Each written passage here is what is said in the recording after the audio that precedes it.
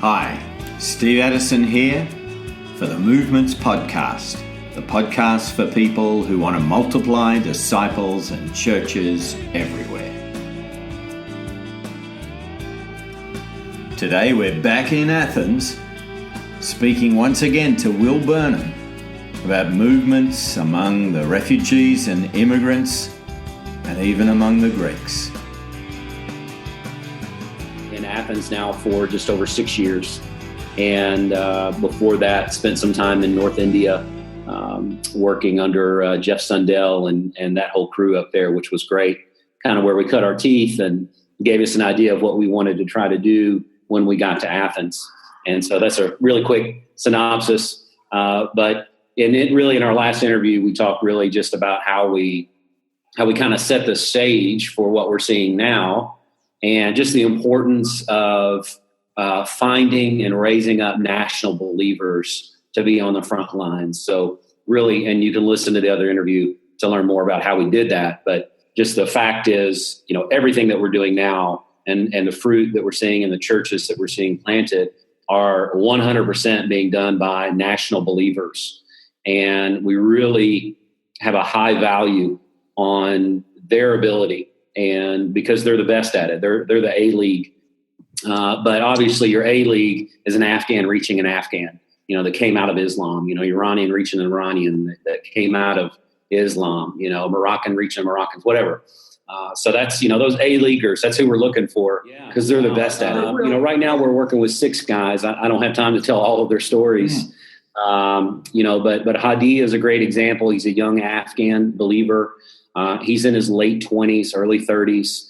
And he came to faith once he got here to Athens, just on his refugee journey, was seeking, all of those things that you tend to see in Muslims coming to faith. He had an interaction with a believer.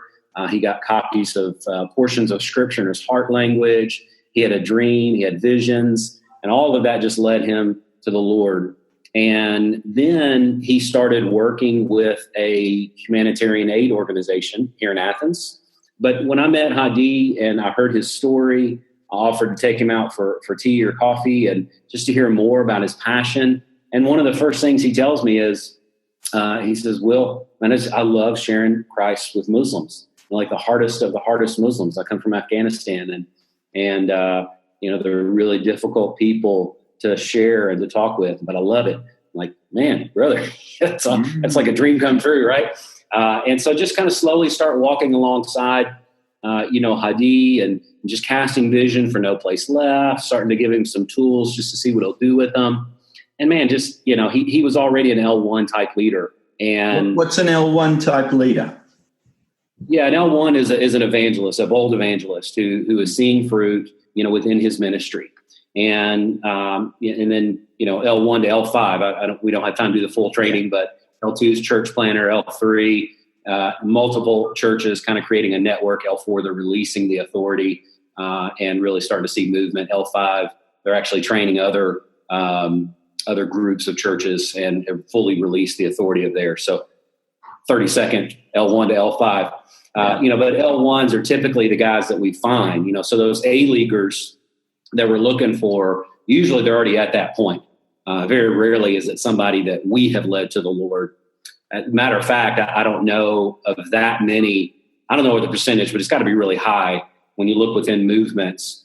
There's an insider there. There's an A-Leaguer who was already a believer and just needed to give a little bit of vision and strategy and tools and resources. But the passion was there. Just nobody had given them a chance. And that's really kind of the main thing that we look at. Where are those guys out there that are just hungry, to be used by the Lord, but nobody's ever given them a chance? And Hadi's a great example of that.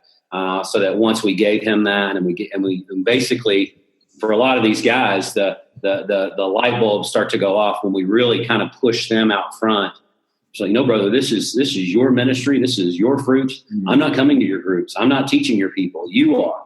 And really to push them on the front edge, even though it takes time, because he doesn't have the knowledge and all of that. It's fine. I'd rather not have all of that. I'd rather have an A-Leaguer up front and it take a little bit more time, but it's really based on obedience and And when he really starts getting excited about, his Timothys, and, his Timothys have now led other people to faith. And so, man, just over the last 3 years working alongside Hadi, and really the last 6 months, again, because he's free, he's freed up in ministry to do this full time. We help do that for him. So when the reality comes that he can go to Lesbos, which is a hot spot right now for refugees still coming in from Turkey, and we're able to partner with another ministry that's there that has facilities and a shared vision, but they don't have anybody. They don't have any A-leaguers. They don't have anybody like Hadi. And so we're able to say, hey, Hadi, man, you want to go to Lesbos and spend a few months there? Well, a few months has turned into 6. And, he's starting on a second church plant. And just the issue there is just constant rotation of people. But to see a church planted in that setting is just phenomenal. And to see leaders being raised up. So now when Hadi sends me messages, it's not about what he's doing. It's about what some of his Timothys are doing. And that's the exciting part. And you have half a dozen guys like this who have come to Christ, and you're coaching and mobilizing to help them multiply amongst their people. Right. Yeah, absolutely. We've got a team here on the ground, so it's not just me, but there's 3 of us in particular that are really investing in these guys. Coaching is definitely the right word, and really just trying to. We've helped give them the authority that they might need in certain settings by licensing and even ordaining some of them through our church back in the States. But really, that just gives them some authority in certain legacy settings, which is just unfortunate. They needed it. But regardless, just to kind of prop them up as much as we can, and so that they can be the most effective. And right now, the brothers are from Afghanistan, Iran, the Congo, Pakistan, Iraq, and Greece. Okay. So, and typically, are they mainly working amongst their language or people group? For the most part, yeah. You've got some crossover. Again, when you're looking in the Persian world, when you're looking at Iranians and Afghans, there's obviously an easy bleed over there. And then when you're looking on the Kurdish Arabic work, even though he's Iraqi Kurdish, obviously he's doing a lot of work among Syrians and Lebanese and really any Arabic speaking people. So we kind of have taken just because of the setting, it's not necessarily ideal that, I'd love a Lebanese sharing with a Lebanese, but I'll take an MBBer from Iraq who can speak, Arabic and Kurdish, who's passionate about lostness, so he can do that. He can engage. And so we just kind of make the best of what we've got. So we're kind of taking more of a linguistic approach. I got a French speaker from the Congo who has led Moroccans to the Lord. Again, you'd love a Moroccan sharing with Moroccans, but I'll take a French speaker who loves Jesus, who's an A-leaguer. In that setting, maybe he's a B league, but it's still better than me, for sure. And I think in a refugee setting, the more the foreigners involved, the more skewed the motives of those coming is. Just a reality. Mm-hmm. So we've got to just be wise in that practice. I think in a lot of third world settings, same thing. When they see you and I, it's just a natural outflow that they're going to be thinking about the next step for them. For refugees, they don't want to stay here. They want to move on. They're looking at a better life. They're looking at a better future. And I can look like, it's funny, but, I can look like eye candy to them, which, nobody's ever accused me of that, but that's the reality. And so the more I can back away and really put guys like Hadi out front, because he can filter through that. I just had a meeting yesterday with our Iraqi Kurdish brother, and he's just sharing with me about another Iraqi man who is trying to take advantage of another foreigner. And, he says, he can't do that with me, because I know what he's trying, I know what he's doing. And, just as a foreigners, especially from the West, we tend to want to believe the best in people and, look for the positive. And, we just get taken advantage of a lot. So hands down, probably the most important part of our work, even early on, is trying to find these brothers that, God has already called typically, and they're just looking for an opportunity. So really to prioritize my time in the effort to try to find these brothers. Which is there any pattern in how God is using you to find those brothers? No, yeah, not really. I mean, because we found them all kind of in different settings. And I think we covered some of this in the first interview, but I can't remember exactly. But, it's I'm at one meeting, meeting with somebody about their ministry, and somebody walks in the back and they look at me and say, "Oh, you got to meet this guy. He's the kind of guy you would want to work with." Well, okay, there you go. Let's meet and let's have coffee and let's hear your testimony. So it's just, a lot of it is just, learning to ask those right questions and really just trying to hear those common responses that you kind of, in these A-League type brothers that are already L1s that, are just kind of really waiting for an opportunity. You start to hear common responses to questions, and usually it's a lot, I didn't know I could do that, but man, absolutely. You begin to see the eagerness, and then it's a few months of just walking side by side with them, meeting with them a couple of times a week. Hey man, tell me about your week. How did it go? And you said you were going to do this and this, and how did that go? And hey, let me give you this next tool, and let me see what you do with it.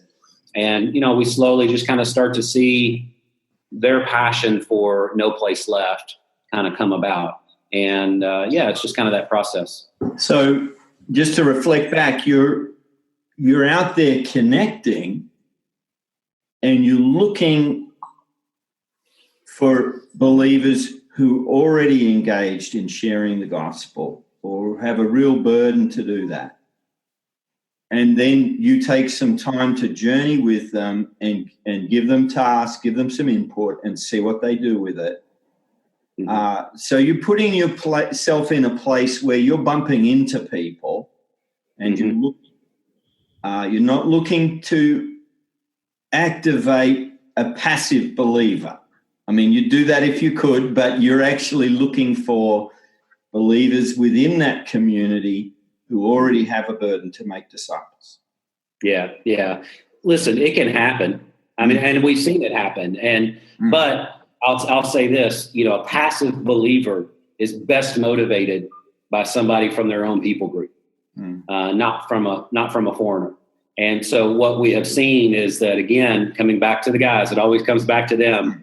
If you've got the right guys and you can cast that vision and they catch it and they get passionate about it, they start talking to their people about it, and they start casting vision to their people. And when they hear of a pocket of believers, our Pakistani brother that we're working with, his network now in Greece, it's so funny and just God ordained how he finds out about these pockets of believers that are now all over Greece. And because they're migrant workers, the Pakistanis are one of the few that are willing to travel and do, field manual labor. And so what happens, you end up with 4 or 5 Pakistani believers that are 4 hours outside of Athens that are working with a crew of 80 Muslims. And they all kind of have communal living, and they just go from village to village harvesting whatever, fruit or vegetable is in season. And so he'll be on a train going to visit with one of them, and a Muslim Pakistani man who's going to work there says, so as he's sharing, the Muslim man, he doesn't believe, but he says, there's Christians over in this other village. You should go see them. And sure enough, he diverts a little bit and he goes to visit them, and there's believers there. Well, they didn't know what to do, those believers. They're kind of out in the middle of nowhere. And so for Awesome to be able to go in and to, cast vision to those 4 guys, really 3 out of the 4 are pretty nominal. Actually came from a Catholic background. But now would say that they're believers, but one of those guys caught the vision. And so it comes from Awesome being able to go to do that, to be able to filter through, even though all 4 of those guys were believers, one of them really caught the vision, but he caught it from Awesome, not from me. Would have been a lot more difficult for me to get in there. And who knows if they would have understood it the same way if I had gone. So it's that A-leaguer, that L1 who's moving into L2, L3 leader that we really want to put a lot of our investment in, because they're going to be the best ones to motivate let's say, nominal believers within their own people group. Much better than me, again. And so, Will, through your guys, you're seeing disciples and churches form amongst what sort of people groups? Yeah, I mean, all of those languages that I mentioned. I don't know if I mentioned languages, but so Pakistani, Iraqi, Syrian, Lebanese, Iranian, Afghan. We're starting new work among Greeks, which is amazing, and we're excited about that. And in the French work, Congolese, Nigerian, Togo, Burkina Faso. There's about 10 different nations within that vein of Africa that are here that we're seeing work among as well. So, yeah, and that's probably the biggest difference between our last interview, which was a year ago, and now, is that we're seeing churches planted. Whereas before, we were getting downstream with discipleship, third, fourth generation discipleship, but then people were moving on so quickly. We just didn't have the time with them here. Well, now, because the international laws have changed, and the refugees are, unfortunately for them, they're stuck here for 2-3 years. And what that does, though, it gives us more time for them to actually go through the full discipleship process, short-term discipleship process, 8 weeks, let's say, and then get plugged into or begin a new church. And that's what we're just seeing happen more and more and more. Are churches formed out of those that have gone through the discipleship process. And now we're actually starting to see generational church happen as well, which is just a great thing to see. We're excited about that. Hands down, that's the biggest difference between last year and this year. But it's just because of just the reality of the situation. People are here longer. And so it gives And so previously, I think I remember you might have only had 6 or 8 weeks with someone before they moved on to some other part of Europe. Yeah. And now you're getting more like 2 to 3 years. Yeah. Well, it depends. So because we may not meet them in their journey, let's say, until they're about to leave. So it still happens where we only have somebody for a couple of weeks or a couple of months. But the reality is now it's more that we've got longer access. I'd say at least a year and a half with people. But kind of even more exciting is that it's happening, generationally. So now there's more people hearing, there's more people being exposed to the gospel. There's more opportunities for people to experience a reproducible church plant now than ever before. And so we may not find them till later in their journey, but as far as they're about to leave now and move up into Northern Europe or move back, into homeland. But because now there's more churches and they're more spread out, they've got more opportunity to experience healthy church. We've got more Timothys and third gen guys planning churches that they're just the network is expanding. So we may meet somebody a little bit later, but they're able to jump right into something that's already healthy, so they can see it before they move on, which is for us is exciting. Okay. Yeah. Now, just because you have more time, that doesn't automatically guarantee church formation. No. So there must be some things you and the folk have learnt about moving from disciples into church formation. What is that you're learning? Intentionality. And it really comes from again, I'm just going to talk about them the whole time because they're really the guys that are doing the work, but it comes from them. And so, a lot of my conversation with them now is as we're doing their gen mapping. Okay, so you started meeting with these 4 guys. Does that intend to be church? So like from the very beginning, does you intend for that to be a church, or do they understand that they're going to be a church? And now, more often than not, the answer is yes. We still get the ones who are like, no, they're probably not going to be church, but they're able to say that now because they've seen what the other ones have done. And they see, these guys probably not going to happen, but let's keep investing in them because they are being faithful. But they're leaving too soon, or it's too difficult for them to gather in their setting. It's kind of dangerous. there's still some of that going on, but for the most part, it's just the intentionality of, we want these to be churches. We want them to experience healthy church before they move on. Some of them for a few weeks, some of them for a few months, some of them for a few years. And some of these guys are going to be, and we're starting to see this, guys that have already seen second and third gen themselves that are now moving on into other places in Europe or back into homeland. And so that's really kind of where we see the spread of a city like Athens, that you're going to have, call it a hub or whatever you want to call it. But the reality is people are coming and going constantly. They don't come here to stay. And so what's the most effective way that we can train them and for them to experience something healthy that they can reproduce wherever they go?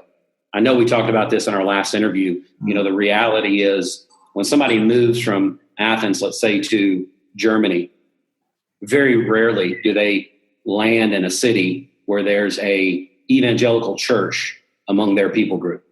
It's also rare that they find let's say a German evangelical church that they can be a part of.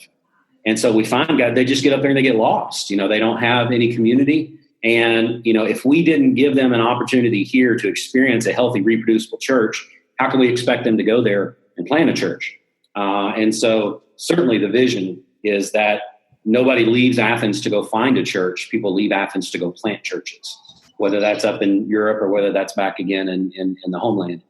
And so that's the intentionality of that is key. And just kind of keeping that in front of the guys, keep things reproducible, keep things moving, keep releasing authority, keep passing that off. Hey, there's no need for that family to come here to start another church in their home. And just that communication now is a little bit more streamlined than it was, let's say, a year ago. And so new disciples are able to experience church there in Athens. And you're seeing that now some of them are moving on and up into Europe, and some of them are returning home to the countries, I guess in some cases, they were fleeing from. Right. And churches are being started not only in Athens, but in other parts of Europe and back in the Middle East or North Africa or other parts of Africa and as far away as Pakistan. Is that happening? Mm-hmm. Yeah. Well, the beautiful thing about now it's harder to track actual church plants back in home country. It's a little bit more difficult, just being able to have that conversation. But we do know of certain locations back in certain Muslim countries where either disciples that left here with the intention of going back to plant a church are there now and they're active. Entire families that came to faith and now have moved back with the intention of being disciple makers and church planters. And there's still some communication. That's certainly an element that we need to, just do a better job of. But, let's take Pakistan, for example. We've got lots of no place left minded guys, working in Pakistan. And so what we've been able to do, Asim will get a phone call from, a village out in, middle of nowhere, Pakistan. And there's a pocket of believers there. And they've connected with Asim because he's got a YouTube channel or whatever. And he finds out where they are. Well, we call, like-minded coworkers that are coming in and out of Pakistan. Go, hey, we've got a pocket of believers over here that want to get trained. And it happens. And so that's where just the, the No Place Left community really can advance, kingdom growth by just cooperating. We can't all go there. Asim can't go back. So, what's, next best thing would be some type of a media resource that we're doing, among Pakistanis and a lot among Iranians. But then, next best, let's get somebody in there, to actually get some training. So that kind of stuff is happening there. And then on up into Europe, we're actually finding, cases. I mean, this literally just happened this week. I got an email from some No Place Left guys in Germany and said, hey, we've got a Persian guy that we want to get trained. He's doing ministry, but he's kind of stuck. He actually came out of Athens. So, hey, man, send me his photo, send me his name. We'll come to find out he had been led to the Lord by our Iranian brother here 3 years ago. But at that time was in a legacy setting. Well, he's now since obviously come out of that and is pursuing movement among Persians, and for sure seeing the deepest generation church growth that we've got. Real wide network now all throughout Europe and back into homeland. And so just come to find out, this brother came to faith there, and now he's stuck. So we already have connected them on phone, and Jawad remembered this brother, showed him a picture. Absolutely. So now this guy is hearing from somebody that came out of a legacy setting to pursue movement. He's now able to speak into that, church work in Germany. And then because all of our guys are free to travel, they're legal, they've got passports, so they can travel up to Germany and go do a training, go do a 3 or 4 day intensive. But it's all being done by nationals. There's no need for the foreigner to be there. And it heightens the effectiveness if you've got a trained national believer that can go in there and do that. And you cut through all the red tape, you cut through all of the cultural issues, you cut through all of the linguistic issues, and man, just, hey, get up there, train those guys, and let's see how we can get movement going there as well, through their ministry. And so now just being able to do more trainings like that up into Europe is a real blessing. And we do have churches that are planted now up in Europe through guys that have gone through the network, which is pretty quiet. If he'll be quiet, we'll just keep going. Hey, all right, we're good. Go ahead. Okay, who's this now? This is Noah. Noah, wonderful. Noah. So, okay. What are you learning about how God is using Athens to reach these previously unreached people? It's an opportunity that I think we've just got to be faithful with. I think there's going to be, it's almost, I think we talked about this in the first interview. I recognize that a lot of it's just not even fair. I mean, we've got people coming to us. We're not having to go find them. We've got people coming from places where we can't go. And it's even if we could go, our ability to share in that setting is limited, and much less their ability to respond is so limited. Whereas, what we can do here, they can respond. We can share, a national believer can share. Somebody can respond to the gospel and be discipled without fear. And, just the opportunity is, just amazing. I mean, you look at Paul's message, we'll go a little biblical here, but you look at Paul's message on Mars Hill, not far from here, about 2,000 years ago, and he's talking to a bunch of philosophers, and he's telling them that, God all throughout history has allowed mass movements of people.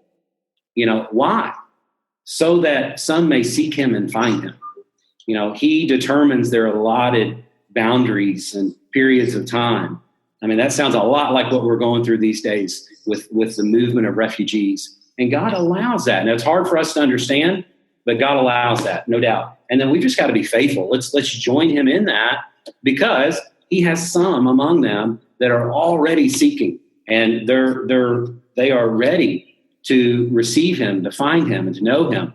And so just the opportunity to meet them, for many of them, in the first environment where they can hear the gospel and respond to it and be discipled, experiencing, interaction with Christians for the first time. All of that takes place here. And then the reality is they're not staying.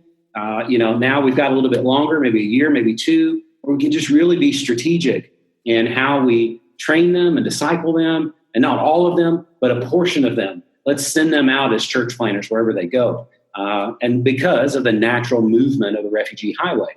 And, it's not preordained where they're going to go. I mean, they may want to end up somewhere, but at the end of the day, the UN helps them decide, where they're going to land. And so let's just say, hey, man, the Lord's in charge of that too.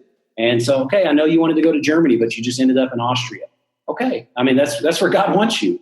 God wants to plant a church among your people in Austria or wherever that might be. So that's just the exciting part, that we see in what God's doing in Athens. It's just, it's an opportunity that, we just don't see it, I don't think, in a lot of other mega cities. I mean, there's other mega cities obviously in the world, but just, a Muslim's first exposure to the Western world, to Christianity, a Muslim's ability to respond, and then the fact that they're not going to stay, they're going to move on. And it's a great opportunity. It is a great opportunity.